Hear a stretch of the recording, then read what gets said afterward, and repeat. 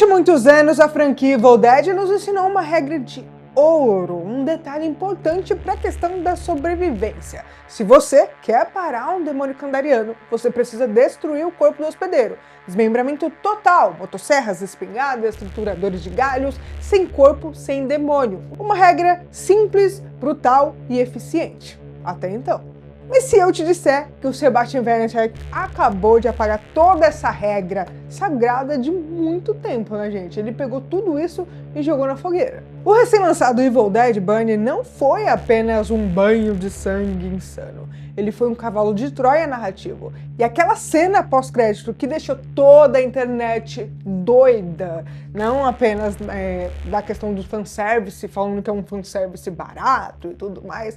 Gente, de verdade, eu gostei. E vocês vão entender o porquê que eu acabei gostando disso. A verdade é que ela reescreve a própria biologia das entidades demoníacas e prepara o terreno para um apocalipse muito pior do que qualquer coisa que o Ash Williams já enfrentou. E aí galera, eu sou a Taina Moitinho e hoje a gente vai abrir o livro dos mortos mais uma vez. Vou falar sobre cada detalhe sangrento, cada conexão escondida na história e entender exatamente o que significa aquela cena final de fato pós-créditos de Evil Dead Burn. Mas antes de começar, você já sabe, a gente que like, se inscreve aqui no canal e também ativa o sininho das notificações para você ficar por dentro de tudo que eu for postando aqui para vocês. Tô de olho em vocês, hein? Se inscreve, não esquece que é muito importante. Deixa um comentário, um emoji, um oi, que ajuda muito aqui o canal. Então, bora pro vídeo.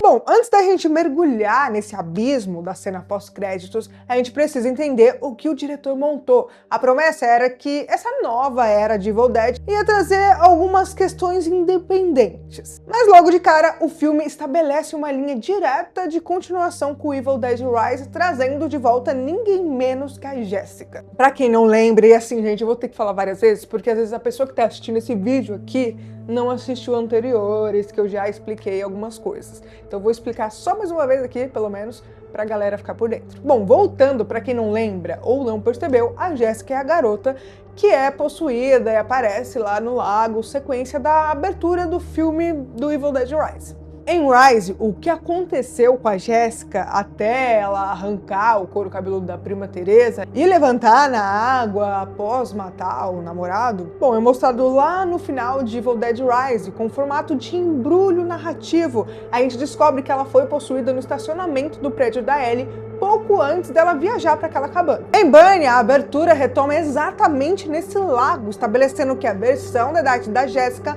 tomou conta do local e eliminou 2 pessoas antes mesmo de causar o acidente com Will, o marido da protagonista Alice. Depois do acidente, a cabeça dela decepada lá da Jessica diz alguns encantamentos. E é nesse momento, com o carro em chamas, que o Will é possuído e o pesadelo principal começa a tomar conta da família Price. A maior parte do filme acompanha Alice lutando pela vida na casa de verão da família Price, enfrentando seus sogros possuídos e o Will, agora um Deadite carbonizado. E a Alice sobreviveu graças a um detalhe crucial. Ela encontra a milenar adaga kandariana, a única arma capaz de expulsar essas criaturas. E essa descoberta foi feita através de um culto desconhecido chamado Círculo dos Sábios, investigado pelo avô do Will e Joseph. Mas o verdadeiro colapso lógico do universo acontece na cena pós-crédito, e por isso que eu tô fazendo esse vídeo aqui pra vocês.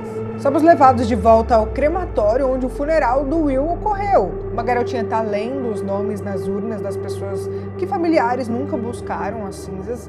Um deles é o Christopher Leroy, mas o nome seguinte é a grande bomba, a Ellie, a mãe transformada no grotesco monstro Marauder em Evil Dead Rise. Imediatamente o rosto da atriz Alice aparece no espelho, ela imita os movimentos da criança até que seus dedos se tocam, as luzes piscam e de repente ela tá lá, um Deadite fisicamente no mundo real. Ela olha para a menina, apenas para e em seguida quebra grotescamente o pescoço da criança e diz que a mamãe voltou. E aqui tá o nosso problema. Como isso é possível? Toda a mitologia de Evil Dead dita que a força demoníaca possui apenas pessoas vivas para transformá-las em Deadites. O hospedeiro precisa de carne. A franquia nunca retratou Deadites como fantasmas. Pior ainda, ela nunca mostrou um demônio reassumindo a forma e a aparência de um hospedeiro passado que o corpo já foi completamente triturado. A internet gritou que a regra de ouro foi quebrada, mas a verdade é que eles não prestaram atenção nas entrelinhas. Para decifrar esse mistério, a gente precisa olhar para os bastidores. O diretor foi aconselhado diretamente pelo Rob Tapert a trazer os elementos do passado e conectar o filme com Evil Dead Rise. O Tapert queria que a história da franquia avançasse focando nos objetivos das pessoas com os livros. A conexão óbvia era a Jessica, mas a volta da Ellie levanta questões psicológicas profundas sobre como a possessão funciona nessa nova história, nessa nova canônica. Agora eu me pergunto, por que a entidade da Ellie demonstrou, mesmo que por uma fração de segundo, aquele toque de carinho maternal antes de quebrar o pescoço da garota? A gente tem que se perguntar o que aconteceu com a alma da vítima quando o demônio kandariano assume o controle. A resposta varia drasticamente ao longo dos anos, tá? E agora eu vou falar uma coisa, gente, pra vocês, que vocês têm que pensar.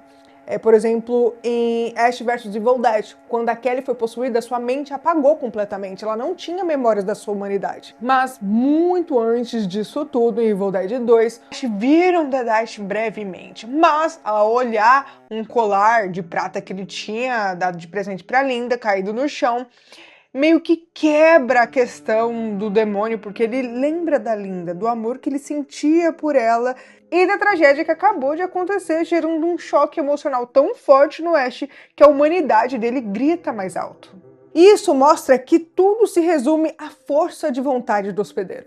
A Ellie era uma mãe solteira, incrivelmente forte, lidando com 3 filhos e um apartamento caindo aos pedaços em Los Angeles após ser abandonada pelo marido. O instinto maternal dela era a sua característica mais forte. A faísca que a gente vê no crematório pode muito bem ser a consciência fraturada e presa da Ellie lutando sob a superfície.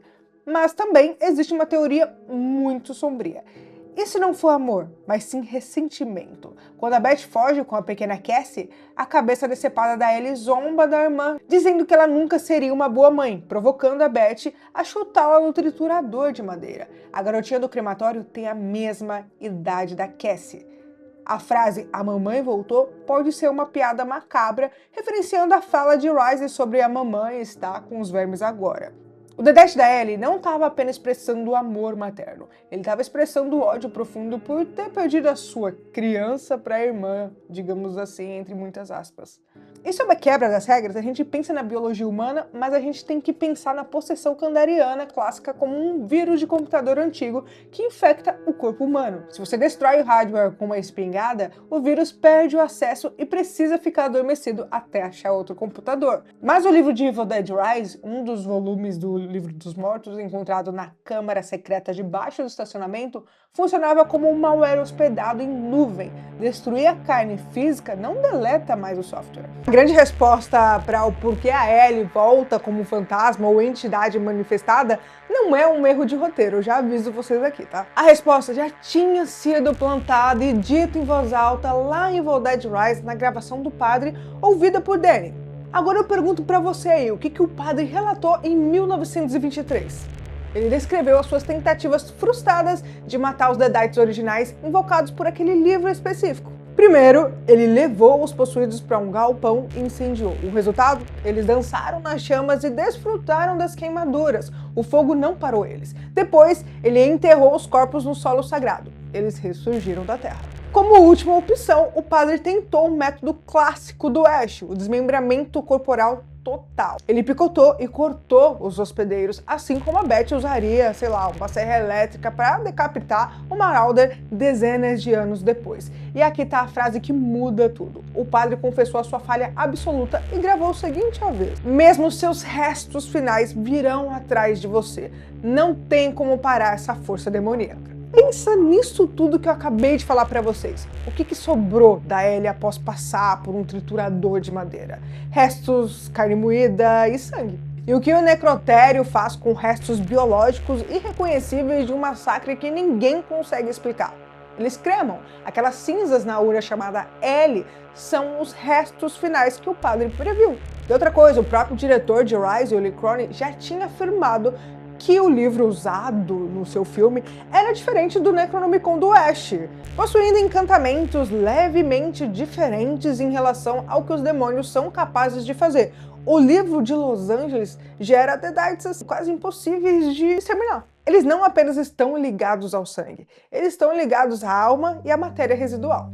E isso não apenas conserta o suposto erro de continuidade, como amarra perfeitamente o roteiro a Evil Dead Bunny. Lembra da busca desesperada pela adaga kandariana no filme? O Círculo dos Sábios sabia o que a gente, como espectadores, demoramos a entender no filme. Desmembramento é inútil agora. Quando você lida com os Deadites ultra maliciosos gerados pelo livro que estava lá em Los Angeles, entidades que sobrevivem ao fogo, à terra, ao triturador, você precisa de magia ancestral. A adaga é a única coisa que pode extinguir a força cósmica em si, destruindo esses Deadites praticamente imortais de forma permanente. O surgimento da Ellie no crematório comprova que, contando que existia uma molécula de cinza daquele Deadite, o mal continua operando. E isso aponta para um futuro aterrorizante, possivelmente o filme de encerramento prometido, Evil Dead Wrath, que vai trazer os 3 volumes do livro de volta, que com certeza vai coligir com as mitologias e estabelecer a nova e definitiva Era das Trevas, onde as antigas regras não importam mais. Mas aí é o que eu falei umas 1000 vezes, é esperar para ver se vai ser isso mesmo. Bom, gente, pra mim a cena pós-créditos de Evil Dead Bunny tava longe de ser apenas um jumpscare pra fazer os fãs apontarem pra tela do cinema. Pelo menos pra mim, vocês podem discordar, tá? O que parecia ser uma contradição na história que destruía 40 anos de filmes e tudo mais. E disse, o jogo mudou, pode cortar a cabeça e não vai adiantar nada que eles vão voltar atrás de você. A presença da Ellie como uma entidade gerada pelas próprias cinzas justifica a carnificina ao redor da adaga kandariana e eleva também a escala de perigo para esses demônios absurdos. Agora eu pergunto para vocês, se o demônio pode voltar das cinzas, como diabos a gente vai vencer essa guerra no próximo filme? Me conta aqui embaixo que eu quero saber a teoria de vocês, tudo que vocês acharam do filme, me conta aqui.